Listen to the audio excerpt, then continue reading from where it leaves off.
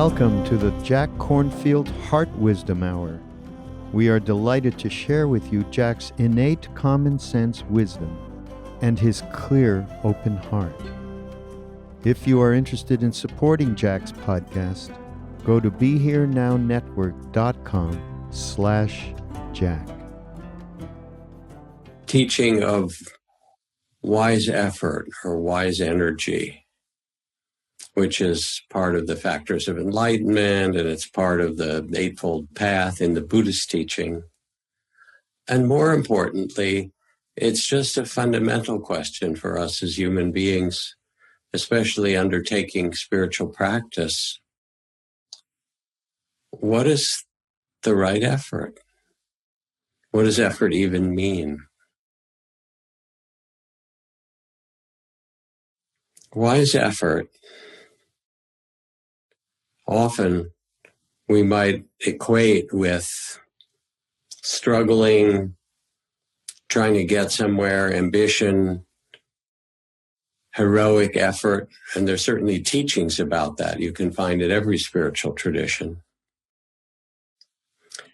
But wise effort is really a different kind than the way we normally associate the word making an effort.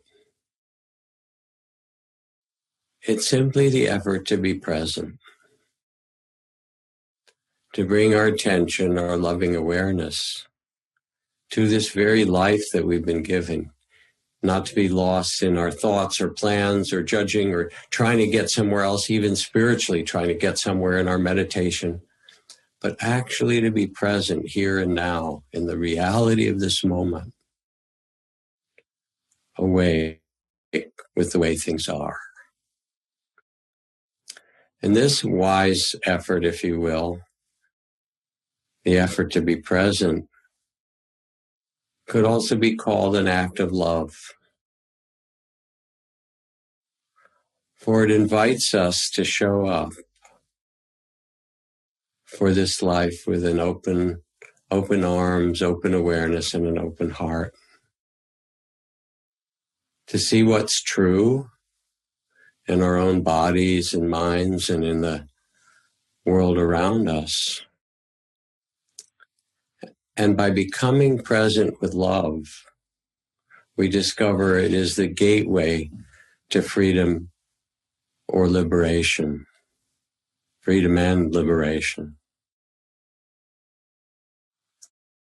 Wise effort is to show up in all the healing and all the embodiment and all the care and all the value of having an incarnation is fulfilled when we pay attention to our body. The places that need to be healed show themselves, and the deepest healing takes place when you tend your body with love. When you listen to it, say, what does it need? When you thank it, as we did in the meditation, thank you for carrying so much. When you pay attention with loving awareness with this wise effort, you're able to regulate your body. You're able to respond and listen. What does it need at this day, this season, this cycle of my life? And when I do a guided meditation for healing temple for people who are trying to heal themselves, and a great healer will come and teach them how to put their hands on their body in the places that most need the healing. That healing presence is one of love, of loving awareness, loving attention. And more than anything else, it's what changes the body. A story for you. I'll read you a few stories today. Jerry Flaxstead, a physician, describes his initial revulsion to a patient named Frank, an angry, obese, homeless man who had diabetes, was unbathed, had gangrene legs and open sores. When he didn't take his meds for his mental disorder, Frank would flail his arms, spew curses and epithets at all those around him. He was admitted repeatedly to the hospital. For Dr. Flaxstead, Frank was a patient who was hard to love. One day, Frank was brought to Richmond Hospital with congestive heart failure. The diagnosis was serious, and Dr. Flaxted tended him as best as he could. And then 20 members of the down-home neighborhood church, in whose shelter Frank sometimes slept, arrived. They brought flowers, homemade food. They chanted, they sang hymns to Frank, creating a chorus of care and communion. When Dr. Flaxted returned to Frank's room after tending another patient on the ward, he saw that Frank was smiling, surrounded, bathed in their love, and the doctor realized that he had never really seen Frank at all. So this is what it means to bring loving awareness to your own body, to see it, its mystery with its magnificence and its wrinkles, or whatever it happens to be that manifests. It has fur in some places and it loses its fur otherwhere, and then the fur comes somewhere else. To see the body that you have and treasure it. This is wise effort. And then you'll know how to respond. And it's the same with the heart, Wow, in this time, the heart carries so many different feelings and emotions. And what I know so well is that our education doesn't teach us much about the heart and how to tend it. I was on the cover of the Dartmouth Alumni magazine some years ago with a few other people. It was an issue on weird alumni. I guess I fit the profile. And they had interviewed me. They actually cut out some of the less positive things I had to say about my education there, because the alumni magazine is mostly used for fundraising, actually. But in any case, what I tried to say is that I only got half an education. I had a good Ivy League education in philosophy and organic chemistry and the great European literature and Asian literature and all these kind of intellectual pursuits and mathematics. Nobody taught me what to do with the pain from my family of origin, from a violent and paranoid father who was a wife batterer and, a violent person toward his children. Nobody taught me about that. Nobody taught me how to have a loving relationship. Nobody taught me what to do about my fear, or confusion when those states would come, or how to regulate the heart, not to speak of what it meant to live with compassion. No one taught me about forgiveness. So I went to seek the second half of my education. Well, maybe I'm still in that second half. And went to train as a Buddhist monk, as you all know. And that was what we were taught. What we just did in our meditation, how to bring the attention to the body and the heart and mind. It's not a small thing. It's actually the central gift of being a human being, and something that you can see the world needs so much. So here, when you attend to your own heart and mind, yes, it's getting taught a little bit now. There's a whole spread of social and emotional learning in schools. Hallelujah. Finally, it's getting taught a bit.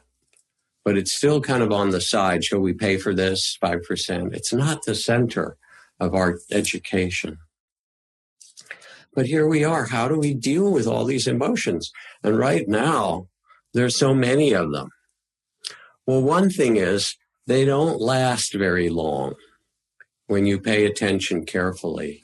You might say, I was angry at her for, last week, or I was sad in January or March, and you think they last a long time, or I was so excited or in love or whatever. But pay attention, and there you are. Somebody did something that hurt you, and you're angry. But if you really pay attention and you begin to name it gently,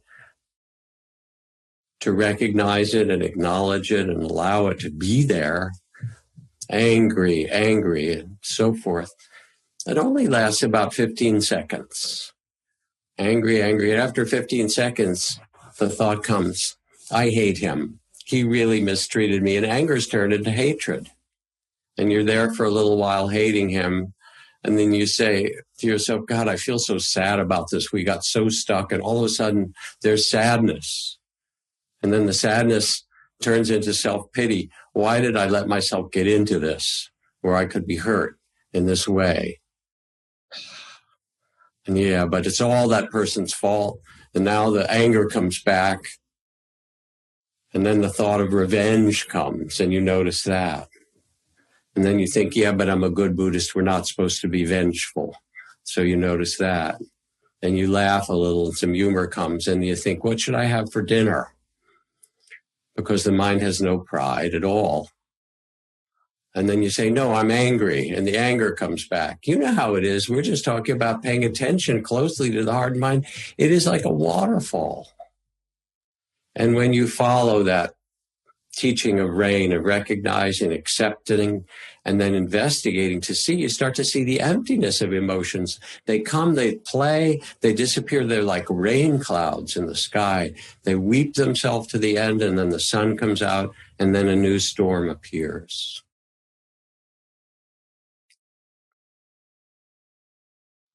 And what you were doing in the meditation, what we did together, was to hold all of these emotions, the longing and the love and the creative force in you, and the sweetness and the care and the frustration and the boredom. To name them, this is boredom, this is what it feels like. Loneliness feels like this. This is where I feel it in the body and the heart. To hold it all with tenderness and loving awareness. Not to be afraid of it. That book titled Love is Letting Go of Fear. And you realize that the effort needed to tend the heart isn't to change it or fix it. You don't need heart surgery. You need the attention of love. And I think about my teachers like my beloved colleague and friend Mahagosananda, the Gandhi of Cambodia, how he walked and moved through the post-genocide, the Cambodian terror of the Khmer Rouge killing so many people. And he just became the field of love that people needed to regain their lives. And this is really what our heart needs as well. Not to be judged for all its feelings. It's going to feel everything because that's what hearts do. But held in loving awareness to say, yes, this too. That's wise effort, wise energy. The same for the mind. And you could see it in our meditation. Again, a little account of Whitney, who was in the middle of a lot of troubles. Her mother was scheduled for surgery. Her father had the early middle stages of Alzheimer. She wanted her parents to continue to live in their house, but their illnesses and disabilities wouldn't allow it. So she had to fly back to St. Louis and start to move them and do. She had two brothers, and all her brothers would do would be to call her and say, Whitney, you take care of it. You know how it falls on women a lot to do this. You got to take care of it. They couldn't be involved. She spent a month with them trying to pack up the house of 56 years and put things in order. Everything was in shambles. They couldn't move. She got a nurse aide to come in and help care. They couldn't even care for themselves. And in the middle of it all, she felt so overwhelmed. And she walked out of her childhood home up the hillside on top of this hill that gave her a vista and a view of part of the city and the landscape around it. And she began to weep because she didn't want to lose her family's home. She didn't want her parents to face the kind of losses that she did.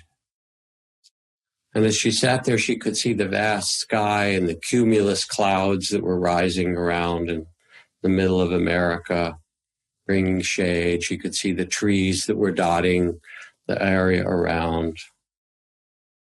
And she could see how life renews itself and there's struggle and it fights against things and it survives just like grass pushes up through the cracks in the sidewalk. It flourishes for a time and then it changes. And she could feel she wasn't alone, that with her were, 485,000 other children of parents in the U.S. alone who this year were helping them move and tending them because they were disabled or unable. She wasn't alone.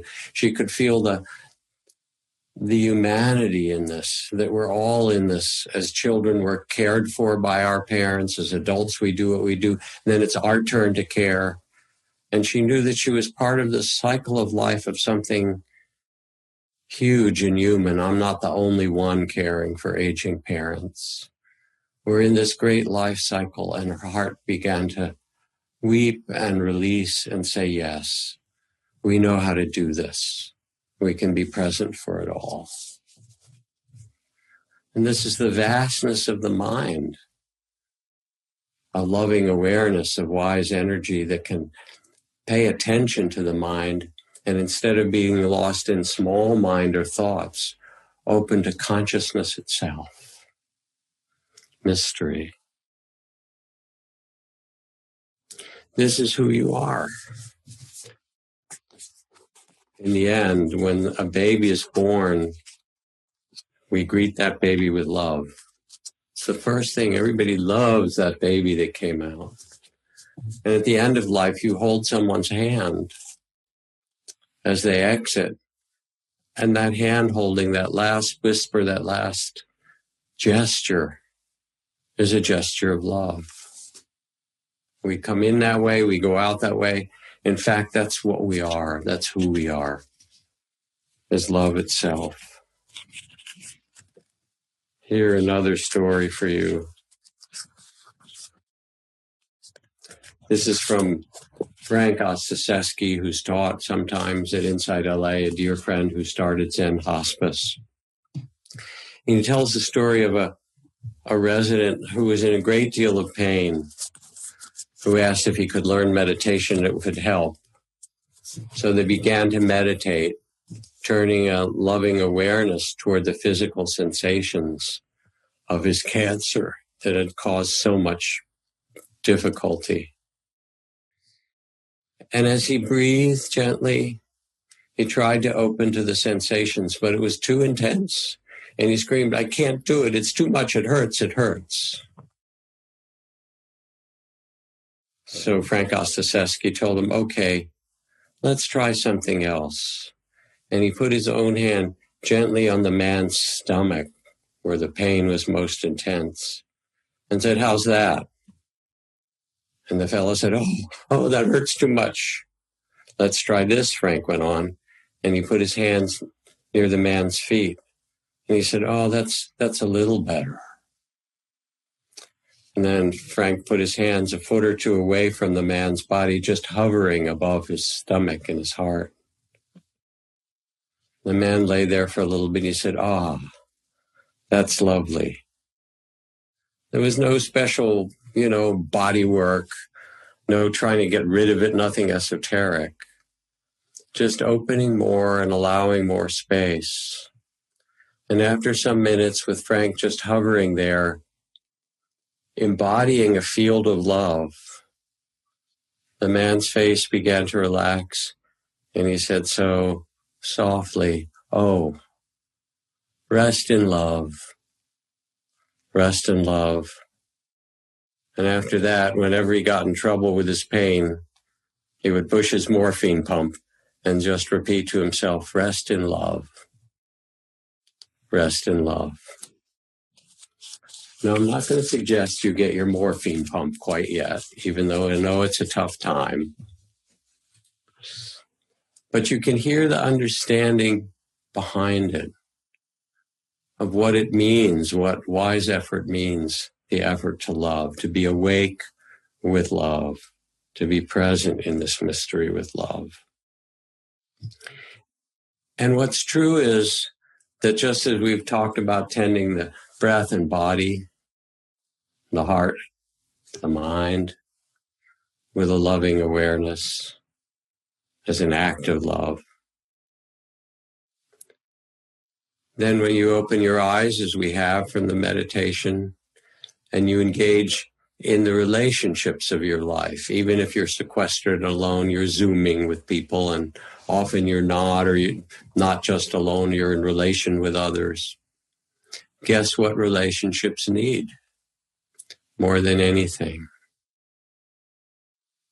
Loving attention. That's what children want, what animals want, what our garden wants, loving attention. And even in the struggles in relationships, or in the incredible difficulties that we can get in, while we may need to set boundaries, while we may need to take care or protect ourselves or protect things that we care about, the fundamental energy that brings liberation in all these circumstances is loving awareness, is love itself. That's what makes it work. So the very effort or energy to learn how to bring this loving awareness to your own breath and body, your heart and mind, is the exact practice. When you see the beauty, the secret beauty behind the eyes of the others with whom you live, or talk to, or Skype or Zoom with, and you can gaze with the eyes of love, everything changes. And then there's the world, the troubled world around us. And you get to see its magnificence, its unbearable beauty of a sunset or a wild storm, or of the magnolia blossoms. All the unexpected magnificence, not only of nature, but of humanity.